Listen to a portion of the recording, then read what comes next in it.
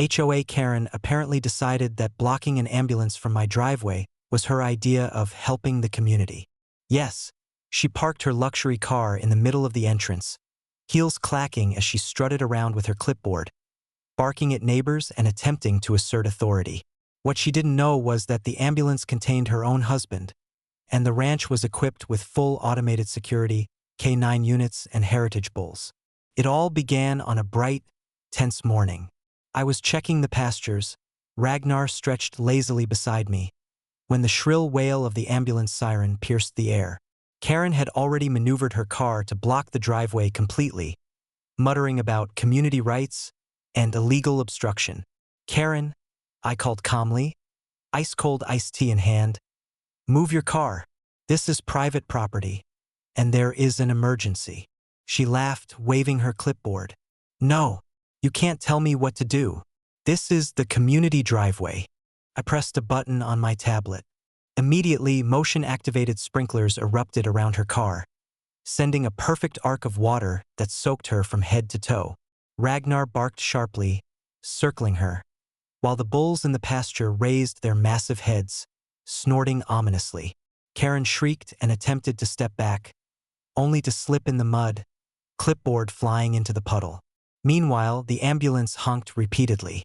I tapped a button on my smartwatch, the automated gates opened, and the paramedics navigated through, reaching their patient in record time. Karen was now panicking. "This isn't legal. I'm calling the cops." I smiled calmly. "You called 911 on the wrong property. You are trespassing, obstructing emergency services, and interfering with private property. By the way, your husband is in the ambulance. He's perfectly safe now." She froze, realizing that her actions had endangered someone she cared about, while she had simultaneously violated the law. The neighbors, now filming everything, laughed quietly, capturing every soaked, muddy, and humiliated moment. The paramedics quickly unloaded her husband, who waved apologetically at me. Karen tried to retreat, but stepped directly into a second sprinkler zone, sending her sliding on the wet grass into the mud, heels ruined, clipboard destroyed. Ragnar barked sharply, circling her, while the bulls pawed the ground threateningly, reinforcing the consequences of intrusion. By afternoon, Karen had been cited for trespassing, obstruction of emergency services, and harassment, and permanently banned from the property.